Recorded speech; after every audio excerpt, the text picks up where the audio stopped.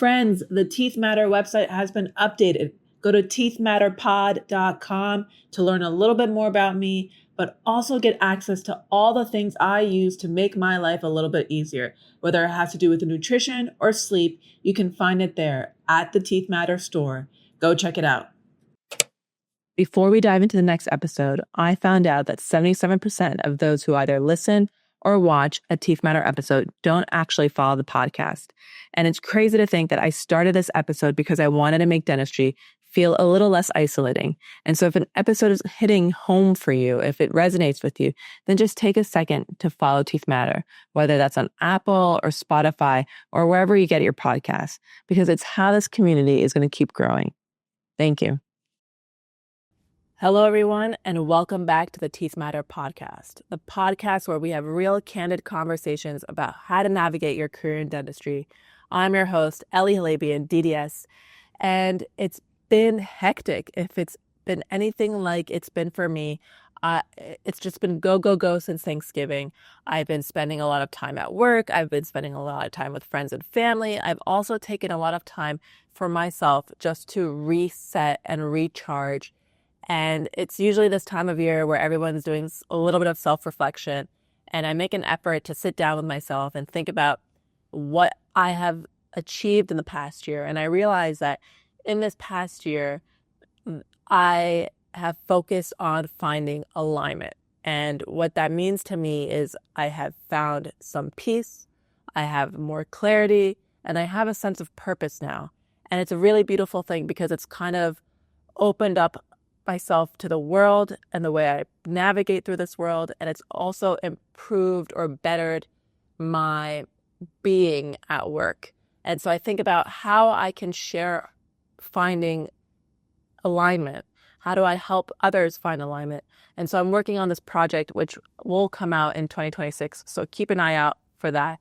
That will help you find and keep alignment in your life. Now, when it comes to the episode, we're chatting with my friend, Dr. Brendan Gallagher. And this episode was recorded months ago, but it's still relevant because he was in a transition from resident to now practicing oral surgeon. So we talk about where he was, where he's been, and where he's going. But we emphasize that the sky's the limit for dentists. And so I want you to take that energy into your 2026 year, into your life, and realize that you are confident and you are capable.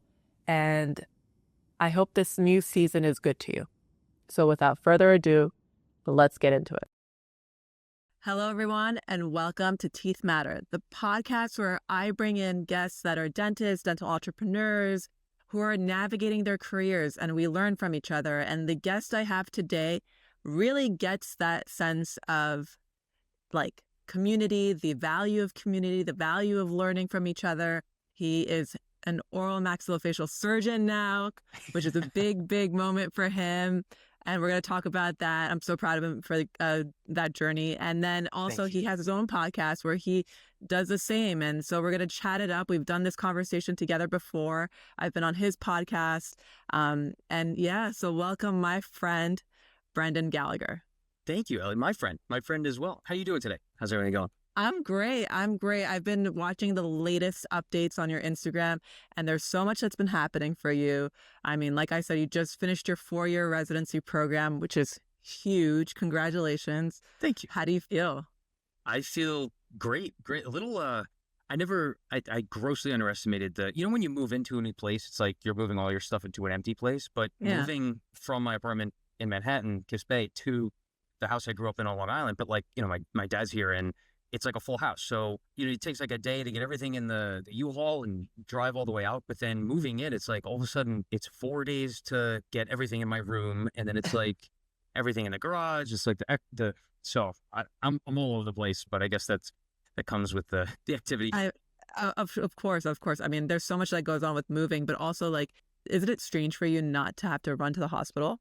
I mean, you were on call 24/7 and now you don't need to be there. Does that not feel different? It's amazing.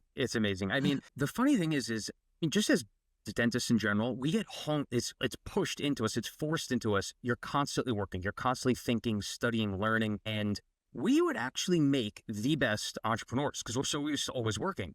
But then understanding that you work initially for free, dental school in the beginning. Yeah. Same with creating any company. It's the same thing. You work for free up front until you gain the reputation, the clients, and kind of that exposure, the marketing side of it to get new clients. And then you finally make more money. That's exactly dentistry, right? 4 years for free work and school learning, training, whatever. The money, the school pretty much just abusing you for right for the work. Definitely and being abused.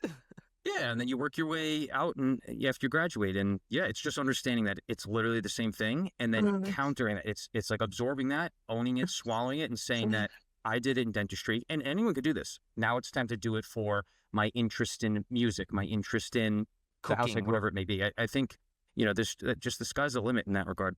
Yeah. So now that the sky's the limit, what are you thinking about your next steps? I know it's silly to ask, like, what kind of OS do you want to be? But there's a lot that you can do. I mean, like, you can be picking out wisdom teeth all the day, or you can do more like reconstructive surgery, or you can go into academia and you be an attending if you wanted to. Like, what is it that you see for yourself? Yeah. And that's a great question. So far, like 99% of oral surgeons start to work their way away from that hospital setting, work their way away from the orthognathic surgery, the bigger trauma surgery. And as much as I really actually do enjoy the orthognathic surgery, it's fun to do. It's an amazing thing that we're trained to do. But then, you have to take off from the office to do this. And then the ROI of that, you're losing money at the end of the day. And now it's not about money, but it's about like just the quality of your life doing that kind of work consistently. It starts to get a little bit, I don't know, like you need hospital privileges in order to do these surgeries in a hospital. In order to get hospital privileges, I was asking around, and in Connecticut, they'll pay you $7,000 a month to take call at their hospital. When you take call, you're working overnight. You got to take a call in the middle of the night. You got to go in maybe. Other states, they'll pay you $5,000 to $7,000. On Long Island, they're not paying any money to any oral surgeon to take call. That's what I was just talking to several oral surgeons. They're like, nope, I don't get paid for this. And then at some hospitals, you actually have to pay them to put an application every single year. So you're literally fresh off the bat losing money. You're not getting the support you need. Everyone's telling you going to the hospital, instruments are missing. You're working with a new scrub tech. Maybe you need to get an assistant in there that has nothing about dentistry. And, that's a lot of distractions from I'm doing orthognathic surgery to change this patient's face and ultimately change their confidence and their life. Right. I need everything all lined up to get a smooth surgery. And how many surgeries are smooth until maybe the 10th, 20th one? Anyway, so I could talk year about that stuff, but obviously private practice, hunting to the office setting, wisdom teeth, implants, all on X cases, sedations. And then where it's feasible, I'd have to work with like 2 or 3 other partners to make this process smooth to do the big cases in the hospital setting. And I'd love to do them there because it's safer, it's much more protected. But yeah, anyway.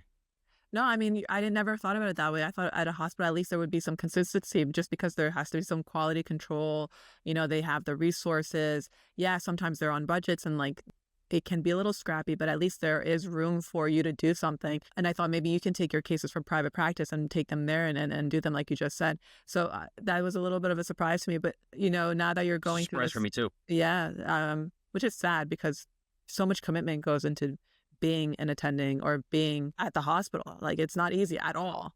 It takes a toll on the quality of life for sure. Exactly, that too. That's probably the number one thing. Because all this stuff, all these distractions, everything adds up. And it's like, if you could deliver that ultimate experience for the patient, regardless of what it is on you, if that's not an ultimate experience for the patient, that's just, you're going to be in the ICU for overnight. And some people have like surgery centers where they could do it in an outpatient setting, or they get them to go home the first night. I was taught, get them to stay overnight at least one day, monitor their airway, their blood loss, get their H&H, like the hemoglobin, make sure it didn't drop below a significant value. But yeah, so we'll see how it goes going forward, So now that you probably had only like 4 days to get yourself settled in, but like, where do you have you got a job lined up? Are you even looking yet? Are you taking some time off? What does the next couple of weeks look like for you?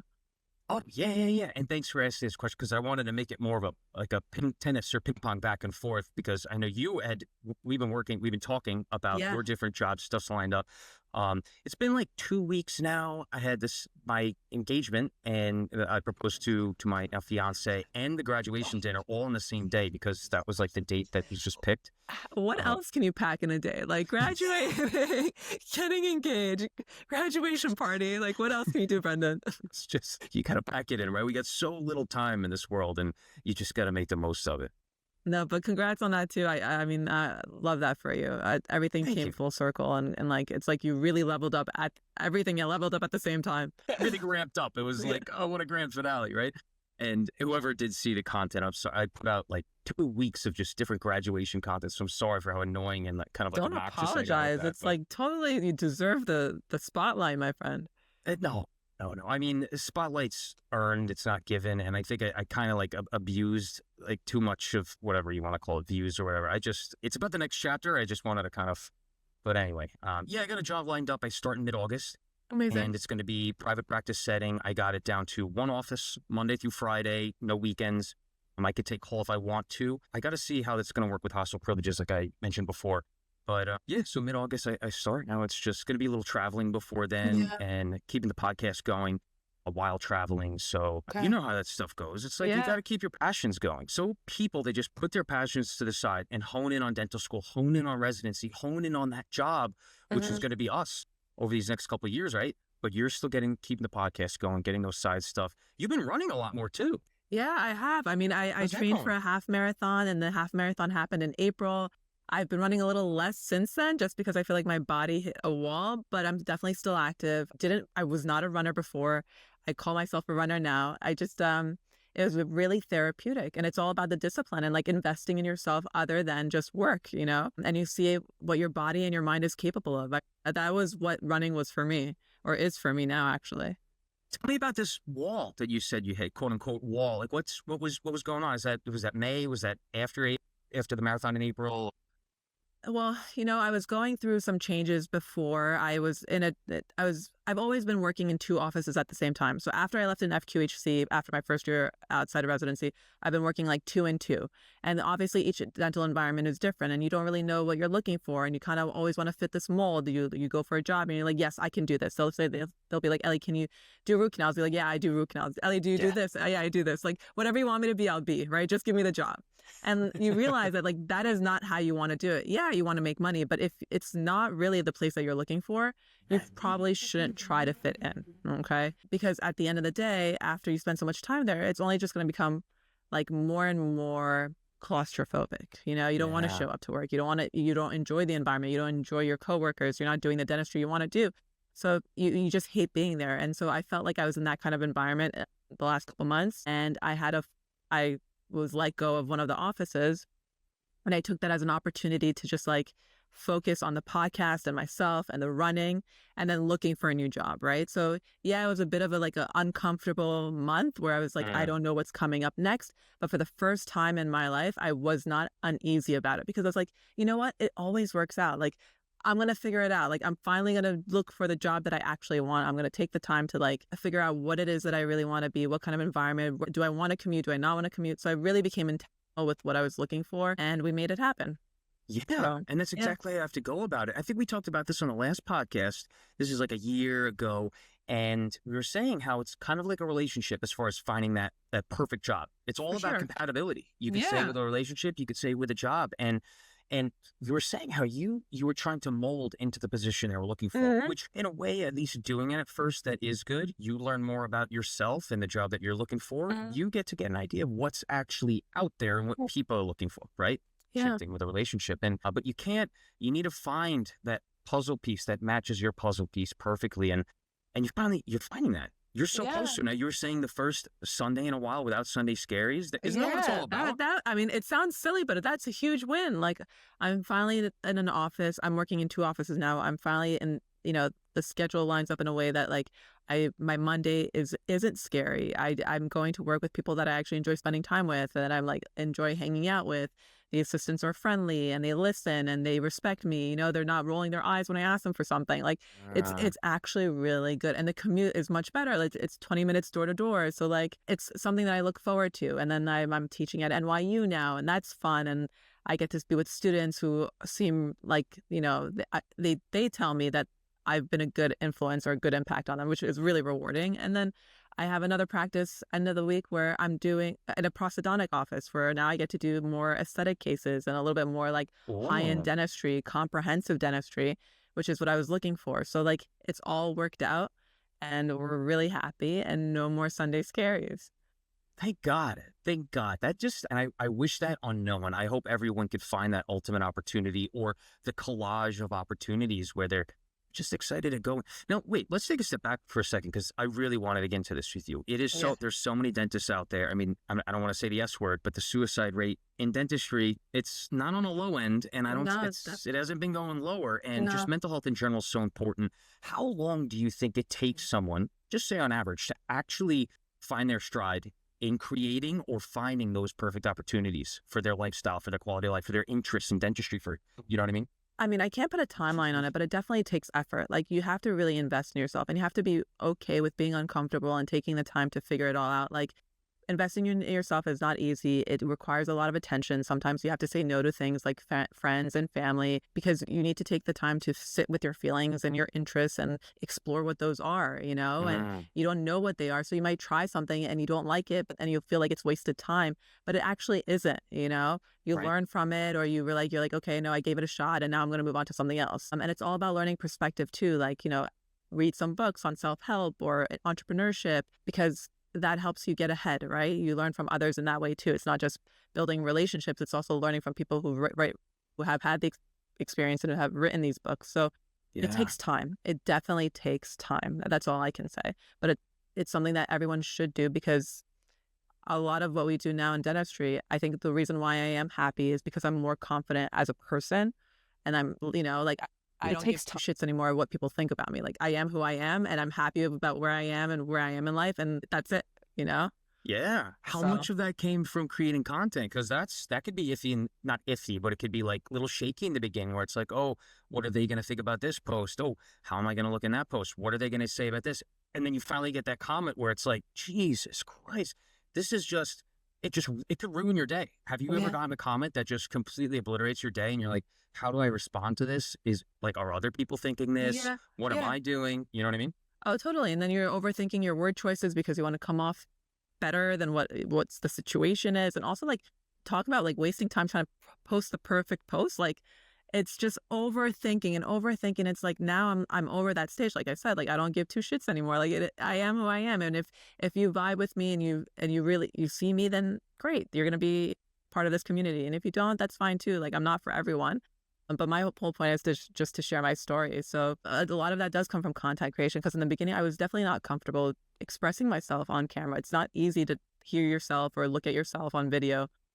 Yeah, It it's takes time, tough. but it's you get more and more comfortable, and that like I said, you become comfortable with being vulnerable.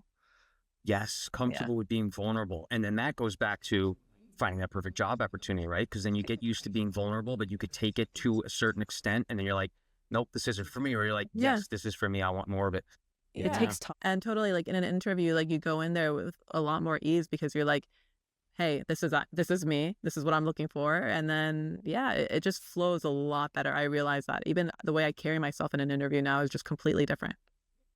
Yeah. Okay, can you tell me about that a little bit more? The difference between an interview in the beginning, maybe 1, 2, 3 years ago, and then interviews now? What, like, you know what I mean? What do you do differently? Do you have a little prep?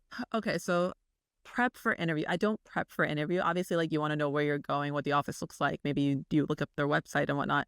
But you look up the practice owner. But I would go in there, and I remember like right out of residency, there was an opportunity to work on a Fifth Avenue private practice, and I was nervous, and I was like, I really wanted them to want me, and It takes time. basically, I probably came off desperate, right? Like I probably was just like, you Mm, know, sitting there like wanting them to want me, and everything that they said, I tried to like please them, like I said before, Ellie, do you do this? Do you do that? And I was like, yes, I do. I'm willing to learn. I want to do this. I want to do that. So and then to be honest, at that time, I just didn't know what I wanted. I just wanted to work somewhere nice, right? And I thought Fifth true. Avenue sounded nice and sounded like big bucks. And I was like, this is what I want. But they weren't paying the big bucks. And eventually I said no to them. But I realized that that kind of behavior carried me around from office to office because I didn't have the experience and I didn't know much about what offices have to offer or how offices run or what type of dentists there are out there. not all dentists are quality dentists, you know what I mean? And some of them are greedy dentists. And so you get to see what environments look like and you learn from that. And then you kind of start to become a little bit more picky, or I wouldn't say picky because picky has a negative connotation to it, but like particular, you know? Very particular, You become particular about like who you want to put up with and who you don't want to put up with. And why. Yeah. And why, exactly. So then as you learn all of that, then you have a little bit more leverage and you have a little bit more, you know, you have more weight in terms of who you are when you're in that interview. Yeah. Yeah. And so let's go into is it 2 or 3 positions now? Because now you confused me a little bit there. It takes time. I work in 2 offices and then I have the NYU role. Yes. I'll let you take a sip. No. Go. Ask the question. How about let's put it through this way. In terms of Monday through Friday or Monday through Sunday, just can we go through like which offices you're at and when? Are they fee for service? Are they private practice? Are they DSO? Or are they fee for service? Or do they take insurances? And then which day or 2, or, you know, what days are you at the school, at NYU Dental School? Yeah, absolutely. So I'm in 2 offices. The first office is on 35th Street and 7th Avenue. It's an first PPO office. Basically, very clean office, up to date, nothing fancy about it, but, you know, modern office as you would call it. And that's where the office where they have a lot of space. Everyone's friendly. Assistants don't roll their eyes. You know, it was just really reassuring. And then I ended up meeting a few dentists there who are friends of friends, you know, and it's like, oh, we're all connected somehow. So that was also kind of inviting and warming. So that was nice. And I'm there Mondays and Wednesdays, and I'm doing like your bread and butter dentistry there. I'm new there, so I'm also building my schedule. So that's been a bit of a transition too, like trying to pull patients for same day treatment out of hygiene rooms and whatnot. That's been a bit challenging because I want to be producing. So, and it's summer and I find it's harder to fill that while people are like now going away, they have kids, you know, it's a little bit, July 4th is coming, like it's not as full, but I do have hope in this office. It's the beginning. You got plenty. How long have you been there? It takes time. It's literally been like a month. Yeah. Like I got fired from that last job in April, and it takes time. Wait, hold on. March, April. No, I got fired end of April. May, I took the time to figure myself out, and then we started June. And firing sounds like that's a very. I got let go. How about that? Word. I got let go. That's much better. Much better. I got let go because of a difference in philosophy. But and honestly, I was really happy. Somebody once told me, it was Ryan Coulon. I had interviewed him. He was one of my first guests, and he was like, "When you fire someone, you're freeing up their future." And I thought of it that way. I was like, you know what? They just freed up my future. I don't want to be there anyways. Like now I have the fire under my ass just to like go for it. Yeah. Yeah, and to stay true to your philosophy, that's so important. Can you you don't have to go into the difference in philosophy, although I'm sure listeners would love to listen to that. Can you just go more, just briefly, super in depth of what your philosophy is and what you're sticking to and not straying away from? Is that a good way to phrase it? I'm happy to talk about it. So in this other office, they were just doing hygiene and comprehensive exams and treatment planning. There was no actual clinical dentistry being done. When I would go to see a patient after a hygiene appointment and I was going over their diagnostics, one patient had like pockets of 10 millimeters, right? And had mobility. And there was obviously a perio patient, right? And I said, this patient needs to be seen by perio, like refer to a specialist. The head of the operations was like, why would you send this patient to perio? I was like, well, our scaling and root planing isn't going to be sufficient to take care of this patient. I mean, from what I was taught in dental school, like this patient needs maybe a surgical intervention, you know, to take care of their needs. Anyways, that's what caused the drift. And so I was let go because I was a team player, I guess, in keeping the patient in-house. And that's okay because to me, I didn't think I was doing right by the patient, right? I'm not a periodontist is a periodontist because periodontist is a specialty of dentistry. Like I am by no means a periodontist and I don't know what this patient needs. So I'm not going to pretend like I do and avoid the care that they need, right? So that's where that happened. And like I said, they freed up my future because I wanted to switch jobs. I just was being a little bit lazy or I wasn't actively looking. And then when that happened, then I had like this real initiative, like felt the initiative to actually take charge. Yeah. So let's come back. So now new practice, and now that was excellent, by the way. And I love how you were saying that, you know, periodontics is a specialty for a reason. And then 10 millimeter pockets. What are we going to do here? Yeah. if that's, like you said, it's probably going to need more than just deep cleanings, the SRPs. But yeah, back to your current position now, Monday and Wednesday. And congrats, by the way, because you're only a month in, and this is going to build and grow. You're surrounded by people This holiday season, give the gift that keeps on giving. New scrubs. Whether you're treating yourself or someone special, Figs has everything you need to look and feel great while working hard. Head to the link in our show notes and use my referral code for 20% off your next order. Treat yourself or someone you love with Figs this holiday season. that you're friendly with. That's so important to be in a good environment and culture like that. Tuesday, Wednesday, Friday. So you said Fridays, you're going to be at the prosthodontist? Yeah. So Monday and Wednesdays, I'm at the Midtown West location. And then Thursdays and Fridays, I'm at this new office.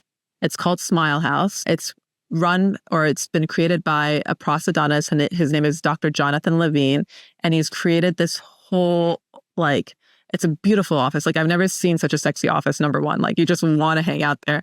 But two, he approaches dentistry differently. He's trying to bring longevity into dentistry. And dentistry is a part of medicine. There shouldn't be a separation, right? And with all of the research now and all of these conversations around longevity, doctors and thought leaders, there is a connection between your oral health and your systemic health, right? Yep. And people don't know much about it, but now they're wanting to learn. So he's creating that opportunity for patients to learn. And so it's an amazing approach, and I'm excited to be there because that's how I live my life, right? I'm very much into health and fitness. Right. And so I get to see that there and do that type of dentistry there, which is fun. Yeah. Yeah. Speaking of, we got to get you back running again. You got to how often are you running right now? Because you said you took a little break. Let's run them. I took a little break. And when I say break, I was running once every other week. Yeah. I haven't gone for a run in a while, which is not good on me. And I'm running. It's so hot out. It was 99. It's also so hot. It's humid. The air is thick. How am I going to get through? I almost drowned in my own sweat last week running in that 100-degree day. But yeah, and I wouldn't recommend that to anyone listening. That's I could have gone to the doctor after that one. But yeah, it's tough right now to pick up running. It's springtime and fall time is everyone wants to get out and start running before the summer starts, or before the holidays come. Starts eating a little bit more. Have you ever done a half marathon or any type of marathon? I've done just 5Ks, 5Ks. The half marathon is 13.1. Yeah. I wouldn't do a full marathon. I think that's too much pressure and stress and wear and tear on the joints. Fair. And I really try and think more longevity. I do know I have a heavier upper body on my knees, my hips, my ankles. So I try and just stick to that 3 to 5 miles tops. Okay. But then I run 3 times a week. I try and get 3 times a weekend. So even in this heat? Yeah. Even I hit 3 last week. I hit 3 the week before. This week, I think it's only going to come up to 2 runs this week. Yeah. Because fishing yesterday, I had a music producing day. Sunday, had a golfing day. Saturday. It's my time off. I want to see friends and family. Yeah, of course. Stuff. So no, but good on you. No, I got to get back into it. I definitely have been slacking a little bit. I do go to the gym and I do yoga. So I keep myself active. It's not just running that I do, but it's nice to change it up a little bit, because I feel your body starts to plateau. If you do one thing consistently, your body just starts to not respond. So I got to keep it exciting.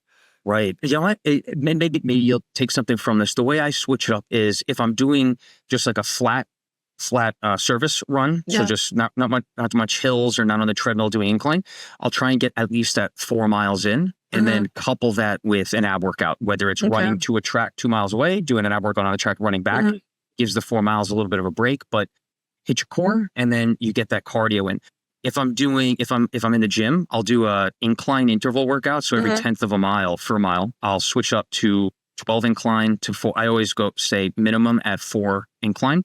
Okay. But playing around with the incline and then staying at a flat incline, but changing up the speeds every 10th of a mile too. Yeah. That could make a nice workout. That's an idea. That's good. Yeah. And then if you're also running outside, sprints, picking lampposts, for example, if you're running around your neighborhood and just doing different sprints, rest, start a jog, but never walking.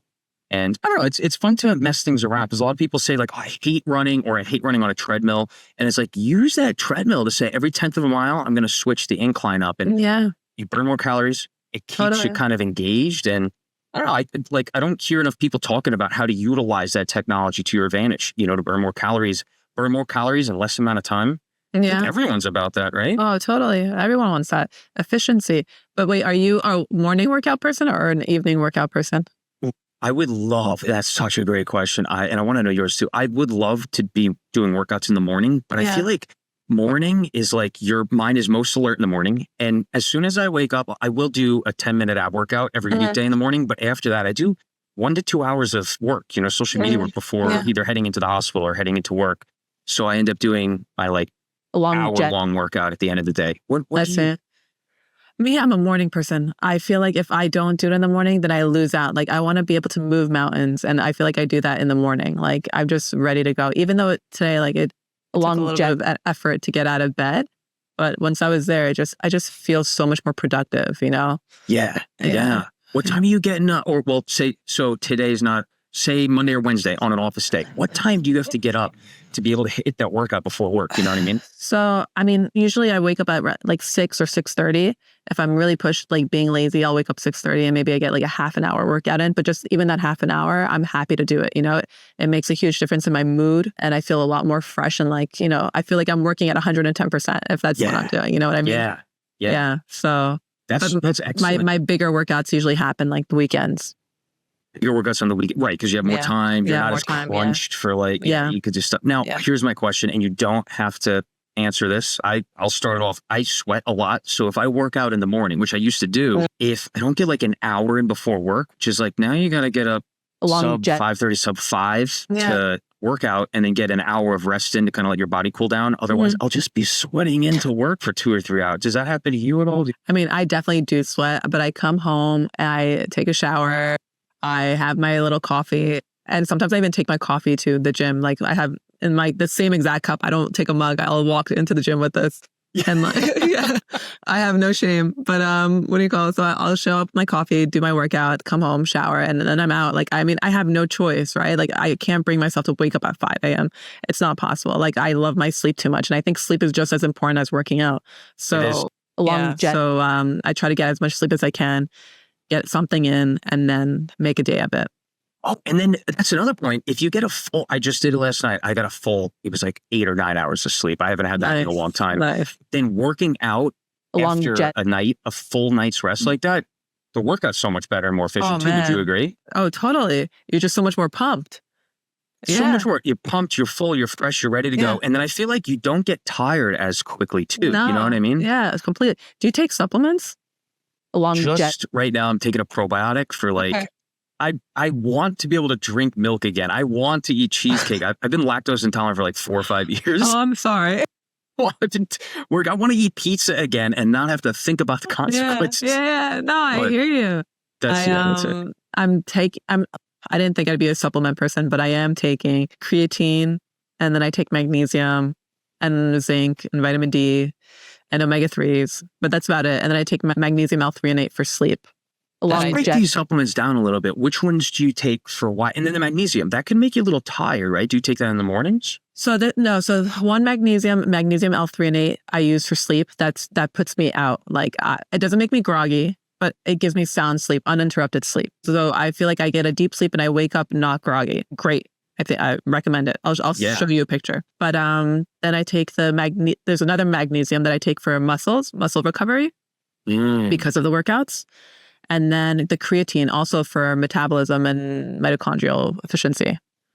Yeah, creatine has showed, the research on creatine shows that a lot. It also adds a little bit of water, like it opens up your cells for water weight. So, if anyone's listening, obviously you do this, drinking a lot of water, right? Because it can really severely dehydrate yourself. If you're not having any water at baseline and then you add creatine into the diet, you're working out a little bit more, working out a little bit harder. Yeah, some people just get headaches the next day, completely wiped. They're not necessarily like hospitalization from dehydration, but no, I don't think it's that bad. And it used to be the suggested dosage was 5 grams. Now it's 10 grams. Yeah, so the new study showed 10 grams is even better, and it really helps. I feel like with muscle definition, like I do feel, I don't know, maybe it's just a little bit of a placebo, but I do feel that it does something more. I don't know. Yeah, excellent. And then zinc for immunity is fantastic. What was, you said magnesium, sleeping, muscle recovery. Vitamin D. Yeah. A lot of studies were showing some of the people, now I didn't look into too much, but like the correlation between people that got really affected by COVID-19 were so severely deficient in vitamin D, right? You saw Yeah, I that. heard about that too. Yeah. No, but I mean, it's just essential for everything. I mean, vitamin D also for your bone structure, your bone density too, you know. Also, I think vitamin D was also linked to, I could be very wrong, but like cognitive decline. So lack vitamin D, and then a high risk of... I saw that too. Yeah, dementia. So, I mean, you got to take care of your body. And then we're in a profession where we're really draining ourselves emotionally, physically, mentally. You need to invest in yourself. And part of this goes back to our earlier conversation. And part of that is making sure that you take care of your body, that you're eating the right nutrients, that you're eating healthy, that you're getting adequate sleep, all those things. These add up to, I mean, I don't know how to put this, but like, it's kind of like self-respect, right? Like how much you take care of yourself. So important. Very important. You want to go into diet a little bit? What's your weekly routine on dieting? Do you cook? Do you meal prep? I should meal prep, but I don't. I do cook. So I'll do like a grocery run on Sundays. And then most of my food is just protein and side dishes. I don't really do carbs. If I do carbs, maybe it's a side of bread, naan or something with my meal, or maybe a cup of rice. But most of my meals are like steak with veggies, and usually dark green veggies, or a side of salad. So it's steak. I alternate with salmon, shrimp, or chicken. So that's like, I don't have like these gourmet meals happening, but it's just very clean. Yeah. And obviously summers here in the city, I want to go out and I see friends, and I don't restrict myself in that sense. So like if I'm not eating every meal at home, that's okay too. Like I'll go out, I'll see friends, but I try to eat clean or make clean choices when I'm out too. That's so important. Yeah, we got to eat clean. Are you avoiding like things like seed oils, or have you been doing that? No, I'm not really particular about that. I mean, outside, I feel like you can't avoid anything because you don't know what they're cooking with. But at home, I use coconut oil, or jet olive oil, extra virgin olive oil. Yeah. The coconut oil. My fiance's been using too. Yeah. What about for breakfast? Because you're not having like steak for breakfast, right? Are you? No, I'm not having steak for breakfast. Sometimes steak and eggs if I'm out. Yeah. That's might be top of the top. Yeah. That one's actually excellent. So interestingly enough, I was never a breakfast person. Like I just didn't grow up having breakfast really. I'd just go straight to school, usually a coffee on the way. And coffee was like the first thing I have in the morning. It wakes up my soul. But now I realize that eating something really changes my mood before getting to work. So I don't go to work anxious or hangry, like I give myself a buffer by just having something small in the morning, whether that's like a fruit or like a cereal, like, Magic Spoon?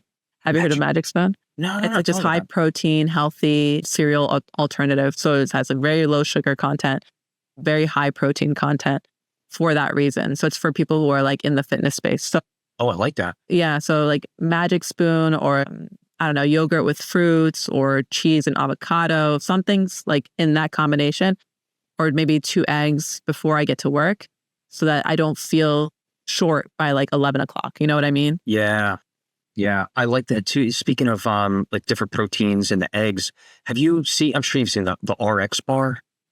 Yes, I've seen. Yeah. I love to have one of those in the morning. It's pretty bare bones. It's just like, I forget if it's prunes or something. Yeah. I forget it was for it's a little bit of sugar, but it's natural sugar. And then I think it's like 3 egg whites. So you're getting 12 grams of just raw natural protein in this bar. I'll have one of those and oatmeal in the morning. Get that fiber in, fill up your stomach a little bit. Yeah. You won't get hungry right away. So I usually make it till like 11 o'clock in the morning, not feeling deprived of any food at all. And then have a banana late in the morning.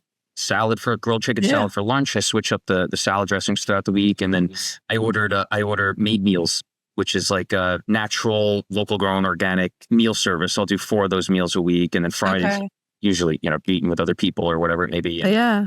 Do you snack during the day? That, I really just try to have for snack that banana late in the morning, like 11, 12 o'clock. Lunch is usually around like 1, 2 o'clock. So it kind of breaks it up, That's really it. Just like banana or fruit, like you said, in the mornings. Yeah.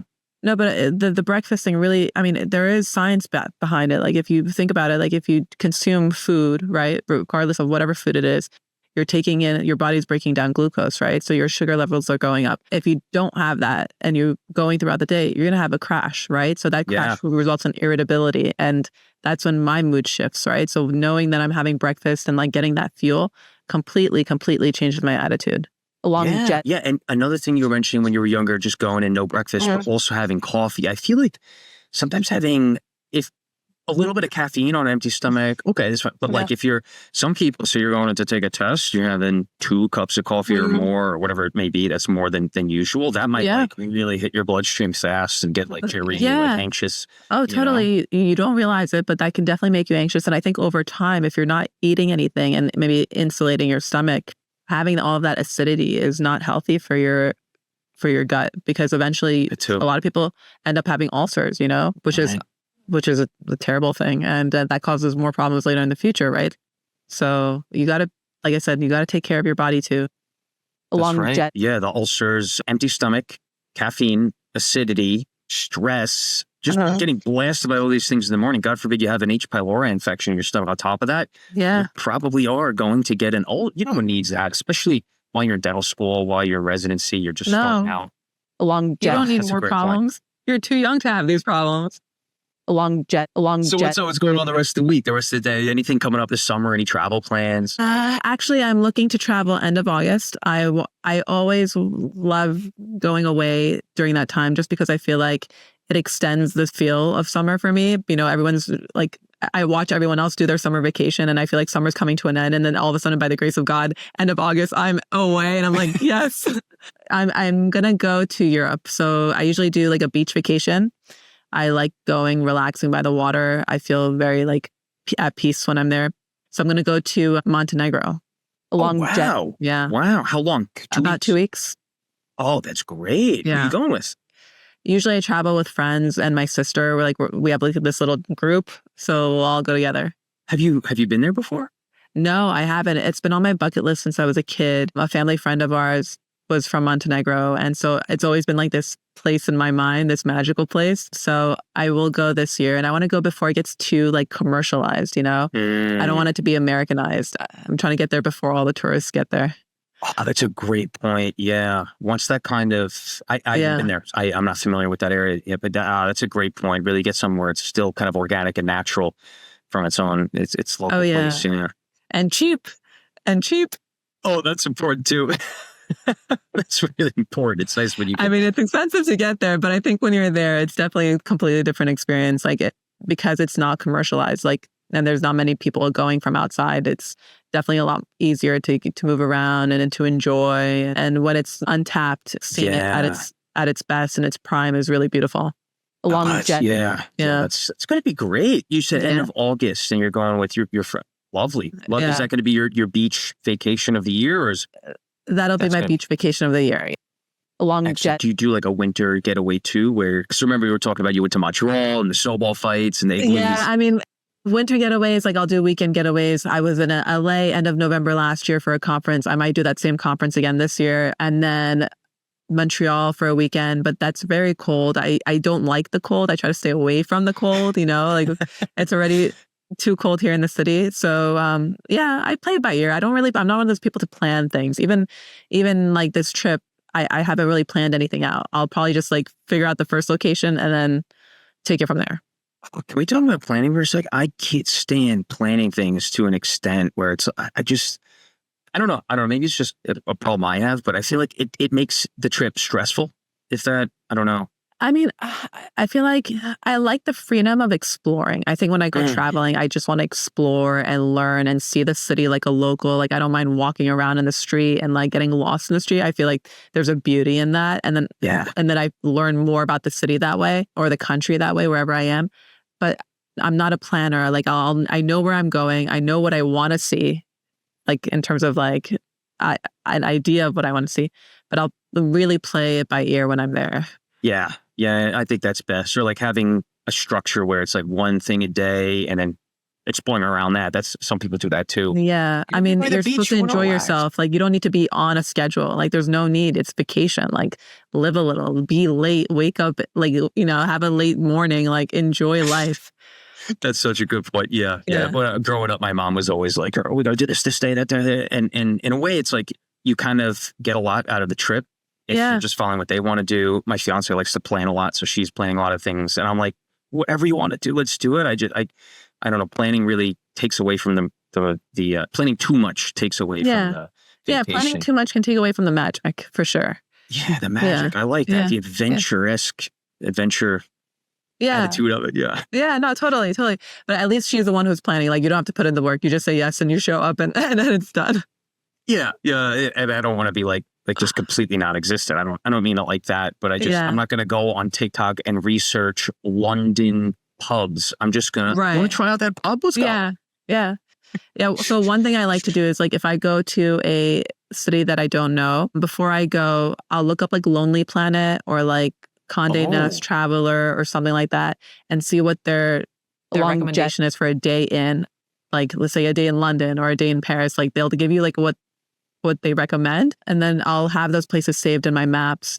And then when I get to like the hotel, I'll ask them for like a map, like those tourist maps that they have. And kind of like pick a few things and see like which neighborhood I want to explore. And that's how I start.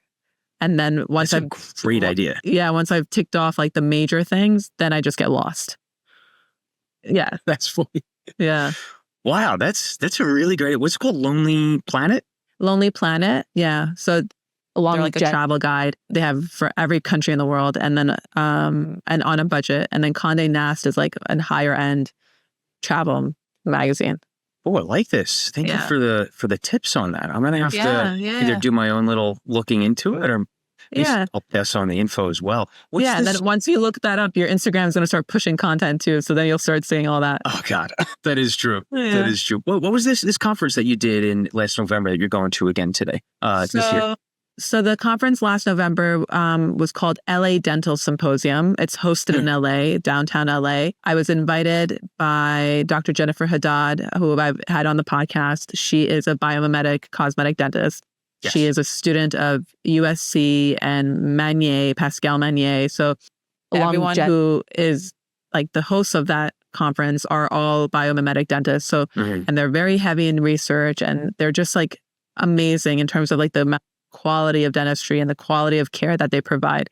So it was a really beautiful network of people, very humbling group of people, and they host it every year. So last year, Dr. Adamo was one of the speakers alongside many other international speakers, which was really interesting to see what other people are doing elsewhere, the level of training everyone else has and like what people are experimenting with and researching with. And then they're hosting it again this year. And I think her name is Victoria Sampson. I don't know if you've heard of her, but she was on Diary of a CEO with Stephen Burlett talking about oral health along Jet. I haven't seen this. Yeah.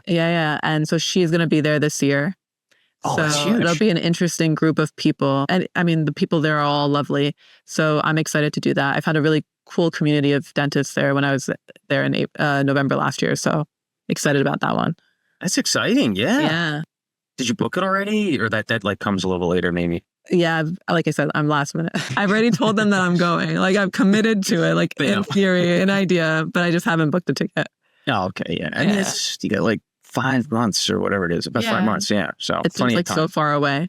It's crazy. We're July 1st. Like, half the year has already gone by, and I feel like summer just started. Like, how could that be? Right? Yeah. Half of 2025, no, I guess technically that would, more than half of 2025 is over already. Yeah, time flies. Yeah. Glad we got to. This will be our part 2, I guess, right? This is our part 2. Yeah, I'm glad we did it. There we go. Way overdue. Yeah, we were way overdue. It was a year and a half or more ago that we did that. Yeah.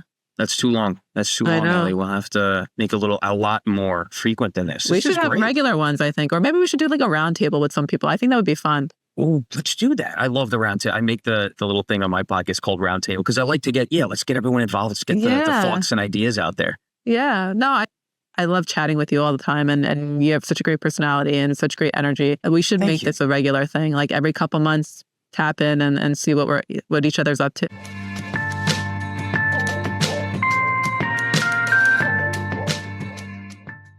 So that's the end of our episode. I hope you enjoyed the conversation. If you did, please follow, subscribe, write a review, share it with your friends so that I know that I'm not just talking into the abyss, that the content is what you need to hear. It hits where it needs to hit and you feel empowered. So doing all those things tells me that and makes all of this worthwhile. I hope to see you at the next episode. Cheers.